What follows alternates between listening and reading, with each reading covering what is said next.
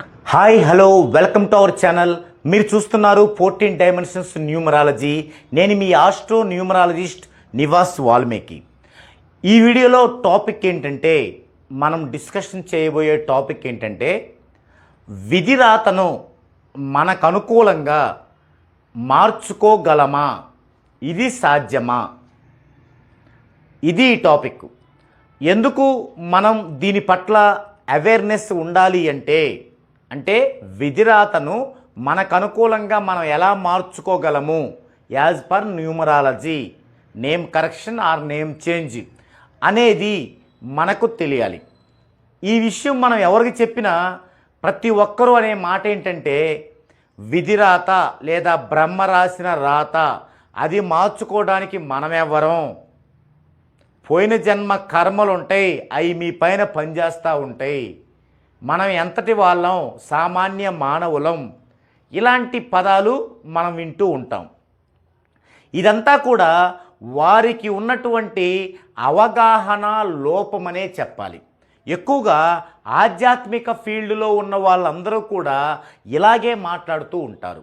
అంటే సైంటిఫిక్ వెర్షన్ని వాళ్ళు త్వరగా అంగీకరించలేరు. ఎందుకంటే ఇప్పుడు మనం ఉన్నాం, ఇప్పుడిప్పుడు మనం అంతరిక్షయానం చేయాలన్నా కూడా మనకి వెసులుబాటు కల్పిస్తుంది నాసా. అంటే ఈ యొక్క అంతరిక్షంలో భూమి లాంటి మరో గ్రహం మీదకు కూడా మనుషులు వెళ్తున్నారు. అక్కడ ఏదైనా ప్రాబ్లం వస్తే అక్కడే అంతరిక్షంలో అక్కడే ఒక స్టేషను దానిపైనే ఉండగలుగుతున్నారు, రోజుల తరబడి ఉండి రాగలుగుతున్నారు. అంటే సైంటిఫిక్గా మనం ఇంత డెవలప్ అయ్యి ప్రతి విషయం మనకి సైంటిఫిక్గానే జరుగుతున్నప్పుడు మనము సైంటిఫిక్ విషయాలని అంగీకరించలేకపోతే మనము జ్ఞానం పరంగా వెనుకబడి ఉన్నట్లు. ఓకేనా? అంటే మనము నేను ఇంతకుముందు చెప్పిన మాటలన్నీ ఓకే, మన సాంప్రదాయ నమ్మకాలవి, వాటిని మనం గుర్తుంచుకోవచ్చు కానీ పాటించకూడదు. పోయిన జన్మలో కర్మ ఇలా ఉంది, ఎందుకు వచ్చింది అది? ఒకప్పుడు జ్ఞానం ఎక్కువ లేని రోజుల్లో, నాలెడ్జి లేని రోజుల్లో ఒక మనిషి బాగా డిసీజ్ ఎక్కువయ్యి, రోగాలు ఎక్కువయ్యి వాడు బాధపడుతూ ఉంటే వాడిని ఓదార్చడం కోసం, అయ్యా పోయిన జన్మలో ఏదో పాపం చేసుకొని ఉన్నావు, ఏదో కర్మ ఉంది, అది ఇప్పుడు అనుభవిస్తున్నావు, త్వరలోనే పోతుందిలేయ్యా అంటే వాడు ఓహో అవునా అని కొంత సంతృప్తి పడతాడనమాట. ఓకే, ఒక తెలివైనవాడు, బాగా డబ్బున్నవాడు ఎంతో ఖర్చు పెట్టి వ్యాపారం చేసి దాంట్లో డల్ అయినప్పుడు వాడు సూసైడ్ చేసుకోవాలి అనుకున్నప్పుడు వాడిని దాని నుంచి కాపాడటానికి, అరే బాబు ఇది జరగాల్సి ఉందయ్యా, జరిగింది అంతే, నువ్వు కంగారు పడే పని లేదు అంటే ఇలాంటి మాటలు లోక కళ్యాణం కోసం మన పెద్దలు మన సాంప్రదాయం ప్రకారం వాడినివ్వండి. ఇప్పుడు ఇంత అభివృద్ధి చెందాక అదే వాడుతూ అరవకుండా మనం కూర్చోవడం అంటే అది ఒక నాన్ సెన్స్ అనమాట, సెన్స్ లేని విషయం. ఇప్పుడు మనకు డెవలపింగ్ ఉంది. ఒకటి, డెవలప్ అయినటువంటి సైంటిఫిక్ విధానాన్ని మనం అందుకోవాలి. అందుకోకపోతే అది అందిపుచ్చుకున్న వాళ్ళ దగ్గర నుంచి దాన్ని మనం అర్థం చేసుకోవడానికి ప్రయత్నించాలి. అప్పుడే మన ఫ్యూచర్ బ్రైట్గా ఉంటుంది. ఓకే, ఇక మనం టాపిక్లోకి వద్దామండి. అసలు విధిరాత అంటే ఏంటి? ఫస్ట్ ఆ విధిరాతని మనకి అనుగుణంగా న్యూమరాలజీ నేమ్ కరెక్షన్ ద్వారా ఎలా మార్చుకుంటాము, అలా మార్చుకోవడానికి ఉన్న ఏకైక రెమెడీ ఈ ప్రపంచంలో న్యూమరాలజీ ప్రకారం ఉన్న నేమ్ కరెక్షనే. పూజలు పునస్కారాలు, తర్వాత స్టోన్స్ ఇలాంటివి కాదు. అయితే అవి తప్పు కాదు, కానీ దీనికి మార్గం కాదు. అది సాంప్రదాయం, నమ్మకం, నమ్మేద్దాం, సాంప్రదాయం ప్రకారం పాటిద్దాం. కానీ మనకి సమస్య వచ్చిందా అవి చేసి ఊరుకోకూడదు. ఏది చేయాలి? ఇప్పుడు మనం చెప్పుకోబోయే చేయాలి. సో విధిరాత అంటే ఏంటి? ప్రతి ఒక్కరికి భూమి మీద వచ్చిన వ్యక్తికి ఒక డేట్ ఆఫ్ బర్త్ అంటూ ఉంటుంది. ఒకరి యొక్క డేట్ ఆఫ్ బర్త్ 21/7/2001 అనుకోండి, ఇది ఒకరి డేట్ ఆఫ్ బర్త్. ఈ విధంగా ప్రతి ఒక్కరికి ఒక డేట్ ఆఫ్ బర్త్ ఉంది. వారి యొక్క సిగ్నిఫికేషన్ ఇదే. ఎవరు నువ్వు? 21/7/2001లో పుట్టిన వ్యక్తివి. ఇంకా ఎవరు నువ్వు? 21/7/2001లో పలాని ఊరిలో పుట్టిన వ్యక్తివి. ఇంకా ఎవరు నువ్వు? 21/7/2001లో పలాని ఊరిలో పలాని టైంలో పుట్టిన వ్యక్తివి. ఓకే, ఈ విధంగా ఒక సిగ్నిఫికేషన్ గుర్తు అనమాట. ఇలా ప్రతి ఒక్కరికి ఉంటుంది. ఇప్పుడు వీరికి మనం ప్యాట్రన్ తీసుకుంటే అదే వీరి విధిరాత. ప్యాట్రన్ అంటే ఏంది? మొదటగా దీని యొక్క డెస్టినీ తీసుకోవాలి. 2 1 3 10 12 13, 2 1 కూడితే 3, 0 7 కూడితే 7, 2 1 3, 1 3 4. ఇది ప్యాట్రన్. ఇది విధిరాత. అంటే బ్రహ్మ రాసిన రాత ఇదండి. దీంట్లో మనం చాలాసార్లు చెప్పుకున్నాం, మరోసారి చెప్పుకుందాం. 3 ఎలిమెంట్స్ని మనం గుర్తించాలి. ఏంటివి అవి? డెడ్ యాంటీ కాంబినేషన్స్ 6 జతలు, 16 17 29 37 38 47, ఈ 6 జతలు డెడ్ యాంటీ కాంబినేషన్స్ అంటే జన్మ పగ సంఖ్యల జతలు. తర్వాత రెండోది ఏంటంటే కూల్ నెంబర్స్ 3 6, మూడోది వీక్ నెంబర్స్ 2 8. ఇవి ఉన్నాయా చూడాలి. దాన్ని బట్టే ఆ విధిరాత ఏందో చెప్పొచ్చు మనం. ఇక్కడ చూడండి, జన్మ పగ సంఖ్య డెడ్ యాంటీ అంటే 1 6 ఉండొచ్చు, 6 1 ఉండొచ్చు. సో 3 7 ఒక డెడ్ యాంటీ కాంబినేషను, 3 7. తర్వాత 7 3 ఒక డెడ్ యాంటీ కాంబినేషను, 7 3. తర్వాత 7 4 ఒక డెడ్ యాంటీ కాంబినేషన్, 4 7కి 7 4. అంటే 3 డెడ్ యాంటీ కాంబినేషన్లు ఉన్నాయి. ఎవరికైనా ఒకరి డేట్ ఆఫ్ బర్త్లో ఒక డెడ్ యాంటీ కాంబినేషన్ ఉంటేనే సగం జీవితం సంకనాగిపోతుంది. అలాంటిది 2 ఉన్నాయంటే 90% నరకమే. మరి 3 ఉన్నాయి అంటే వీరికి 100% నరకమే. ఏంది వీరి విధిరాత? వీడికి లైఫ్లో ప్రశాంతత లేదు, లైఫ్లో అసలు గ్రోతింగ్ లేదు, ఎక్కడ వేసిన గొంగలి అక్కడే. తర్వాత వీక్ నెంబర్స్ 3 6, 3 2 సార్లు ఉంది. ఏమవుతుంది వీక్ నెంబర్స్ ఉంటే? డిసీజెస్, రోగాలు వస్తాయి. ఎప్పుడు వస్తాయి? ఇది ఒక్కొక్కటి 15 ఏళ్ళు ఉంటుంది. ఈ 15 ఏళ్ళలో రోగం ఉంటుంది. మళ్ళీ 16 నుంచి 30 దాకా కొంచెం బాగుంటే మళ్ళీ 31 నుంచి 45 దాకా రోగం ఉంటుంది. ఇలా ఉంటాయి. లక్ ఏంటంటే వీక్ నెంబర్స్ ఏమీ లేవు. ఇంకా లక్ ఏముంది? ఉండాల్సినంతా ఉంది, ఇంకా లక్ ఏముంది? ఇది విధిరాత. మరి ఈ విధిరాతను ఏం మార్చిద్ది? ఒక పూజ చేసుకుంటావు, ఎలా మార్చిద్ది?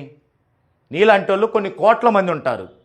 పర్టికులర్గా నిన్నే గుర్తుపెట్టుకుని ఆ పూజ ఏం చేసి చెప్పండి అంటే, అందులో ఉన్న సైన్స్ ఏంటంటే ఆ పూజ చేసేటప్పుడు వాడేటువంటి శ్లోకాల వైబ్రేషన్. అయితే వాటిని చాలా క్షుణ్ణంగా చదవగలగాలి. అయితే ఎవరు చదువుతారు? మంచి క్వాలిటీ కలిగిన పురోహితులు చదవగలుగుతారు. అయితే ఇప్పుడు ఈ పరిస్థితుల్లో క్వాలిటీ కలిగిన పురోహితుల్ని భూతద్దం వేసుకున్నా కనపడరు, ఇంకా సామాన్యులకు అసలు కనపడరు. మరి ఎలా సాధ్యమవుద్ది? పోనీ స్టోన్లు పెట్టుకుంటారా? అది మంచిదే, కానీ నీకు ఒరిజినల్ స్టోన్ పట్టుకోవడం ఎంత కష్టం. ఆ స్టోన్ పట్టుకున్నాక ఆ స్టోన్ పెట్టుకున్న వాళ్ళు వాటి నియమాలు పాటించడం ఎంత కష్టం. అవి రెండూ చేయకపోతే స్టోన్ పెట్టుకుంటే మంచిగా ఇంకా చెడు ఎక్కువ జరిగింది. సో వద్దు, అవన్నీ డివైన్, దేవునికి సంబంధించినవి. వాటి జోలి మనం పోకూడదు. ఈ జనరేషన్లో మనం సైంటిఫిక్ వేలోనే వెళ్ళాలి. మరి ఏం వెళ్ళాలి? వీరి గనక నేమ్ ఇప్పుడు 4 ఉంది డెస్టినీ. దీని ప్రకారం 2 4 8 అనే వీరి యొక్క హార్మోనీస్. వీటిల్లో ఏది యొక్క నేముకు సరిపోతుందో చూద్దామండి. 4 అంటే ఫస్ట్ 2 తీసుకుందామండి. అన్నిట్లో 2 వేసుకోవాలి. 3 2 5 9 5 6. చూడండి, వీరికి 3 7 3 4 అనేది విధిరాత. ఈ 2లో గనక వీరి యొక్క నేమ్ పెట్టగలిగితే టోటల్లో సింగిల్ చేస్తే ఇలా మారిపోయిద్ది. ఎలా మారిపోయిద్ది అట్లా? మనం ఏమన్నా మంత్రం పెడుతున్నామా? ఎలా మారిపోయిద్ది? ఇక్కడే సైంటిఫిక్ ఆధారాలు ఉన్నటువంటి 2 విషయాలను మనం చెప్పుకోవాలి. ఒకటి, మనం గ్రంథాల్లో చదివి ఉంటాం, పాత సినిమాల్లో చూసుంటాం. ఋషులు తపస్సు చేస్తారు, వారిపైన పుట్ట పెరిగిందాకా చేస్తారు, నెలలో సంవత్సరాల తరబడి చేస్తారు. దాంట్లో మనం గ్రహించాల్సింది ఏంది? వాళ్ళు తపస్సు చేసేటప్పుడు వాడే ఉచ్చారణ, ఓపిక, ఏకాగ్రత, ఈ 3 ఏం చేస్తాయంటే వారు ఉచ్చరించేటువంటి ఆ పదములో ఓం నమ శివాయ, ఆ పదములో ఉన్న పాజిటివ్ని విశ్వానికి కనెక్ట్ చేస్తాయి. విశ్వం మనకి మంచి వెలుగునిస్తుంది, పాజిటివ్నిస్తుంది. ఇది ఫార్ములా. అక్కడ ఈ ఫార్ములాతోనే అద్భుతమైన ఫలితాలని గడించాం. తర్వాత అంతకంటే ఇంకా ఈజీగా మన నాయనమ్మ వయసు కలిగిన వాళ్ళు రామకోటి రాసేవాళ్ళు. శ్రీరామ శ్రీరామ శ్రీరామ అంటూ కోటిసార్లు రాసేవాళ్ళు. అక్కడ కూడా ఏముంది ఫార్ములా? ఏకాగ్రత, ఓపిక, ఏకాగ్రత, ఓపిక, ఉచ్చారణ. అది పైకి అనకపోయినా రాసే ప్రతిసారి అనుకుంటారు ఏమని? శ్రీరామ శ్రీరామ. ఉచ్చరించే విధానం ఒకటే. సో అది కూడా విశ్వానికి కనెక్ట్ అయ్యి వాళ్ళకు పాజిటివ్ వచ్చి వాళ్ళ కూతుళ్ళు, మనవరాళ్ళు, కొడుకులు అందరూ అద్భుతంగా ఉండేవాళ్ళు. ఓకే, మరి ఇప్పుడేంటి పరిస్థితి అంటే మీ యొక్క జన్మ వైబ్రేషన్కి సరిపడేటువంటి మీ నేముని మీరే రోజు ఉచ్చరిస్తూ, రోజు ఓపికగా, రోజు ఏకాగ్రతతో, చూసారా తపస్సులో ఉన్న 3, రామకోటిలో ఉన్న 3 ఇక్కడ ఉన్నాయి. ఉచ్చారణ, ఏకాగ్రత, ఓపిక. సో అది విశ్వానికి కనెక్ట్ అయ్యి మీకు పాజిటివ్నిస్తుంది. ఇదే ఫార్ములా. అప్పుడేమవుతుంది? ఏదైతే మీ విధిరాత ఉందో ఇది గ్రాడ్యువల్గా ఇదిగో ఇలా మారిపోతుంది. దీంట్లో చూడండి, డెడ్ యాంటీ కాంబినేషన్ లేవు. కూల్ నెంబర్ ఉంది, ఇక్కడ 6 కూల్ నెంబర్ ఉంది. అంటే ఎప్పుడు ఇది 46 నుంచి 60 వరకు కొద్దిగా హెల్త్ ఇష్యూ ఉంది అని. దానికి 14 డైమెన్షన్లో నేమ్ ఉందనుకోండి, చెక్, ఇంకంతే. ఫర్ ఎగ్జాంపుల్ ఇది ఉంది, మనం 4 వీరికి ఉంది, 4లో పెట్టచ్చు, అంటే 40లో పెట్టచ్చు పేరు. ఇక్కడ 40లో ఇలా పెట్టామనుకోండి, ఇది ఓకే. ఇక్కడ 6ని 0 కట్టుబరుస్తుంది. మనం ఏదైతే ప్రాబ్లమాటిక్ అనుకున్నామో దాన్ని బంద్ చేస్తుంది. అలా మనం ఆ పేరు కోర్సులో రాసుకున్న కొద్ది అది జరుగుతుంది. సో మనకి ఏదైతే విధిరాత అనుకున్నామో దానిని మనము మనకనుగుణంగా మనం మార్చుకోగలము.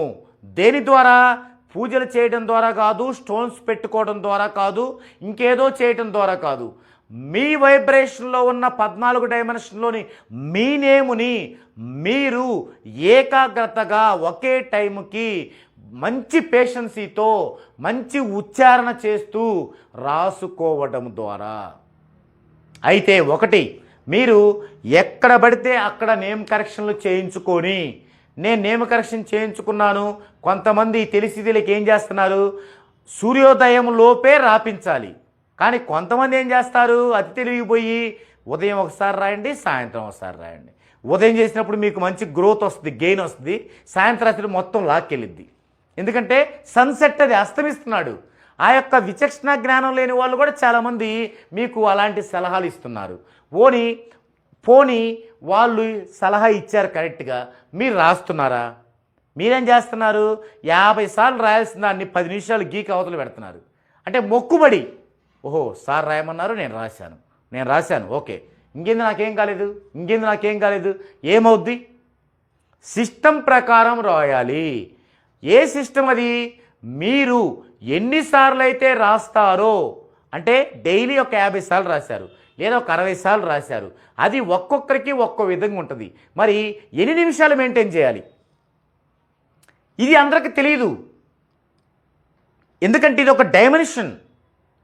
కాబట్టి 14 డైమెన్షన్స్లో మీరు కనుక నేమ్ కరెక్షన్ చేయించుకుంటే మీ యొక్క విధిరాత ఏదైనా, పోయిన జన్మలో మీ కర్మ ఎలా ఉన్నా కేవలం మీరు మాత్రమే దానిని మీ స్వహస్తాలతో విధిరాతని మీకు అనుగుణంగా మార్చుకోగలరు. ఏమవుద్ది మార్చుకుంటే? మీకు మంచి గ్రోత్ వస్తుంది, అంతేనా? నో, మీ ఫ్యామిలీకి అంతా అది విస్తరింపబడిద్ది. మీ దగ్గర ఉన్న వరకు, అంటే మీ పిల్లలు మళ్ళీ వాళ్ళు ఇండివిడ్యువల్గా అయ్యారు, మళ్ళీ వాళ్ళకే అది అవసరం అవుద్ది. మీ దగ్గర ఉన్నంత వరకు అది హెల్ప్ అవుద్ది అనమాట. కాబట్టి ఇది ఒకసారి ఆలోచించండి. ప్రతి ఒక్కరూ కూడా ఈ యొక్క అవగాహనని పెంపొందించుకోండి. పూజలు చేయటానికి, స్టోన్స్ పెట్టుకోవడానికి నేను వ్యతిరేకము కాదు. అయితే అవి మన సాంప్రదాయాలు, మన నమ్మకాలు, పాటిద్దామండి, పోయేదేముంది? మహా అయితే ఒక అరగంట టైం వేస్ట్ అవుద్ది, లేదా ఒక 20 రూపాయలు 30 రూపాయలు నష్టమైద్ది, అంతే కదా. చేద్దాం, మన యొక్క సాంప్రదాయం అది. కానీ మన కోసం ఇది కావాలి. గుర్తుంచుకోండి. సో ఇది ఈ వీడియోలో టాపిక్. మరో డిఫరెంట్ టాపిక్తో మరో వీడియోలో మనం కలుద్దామండి.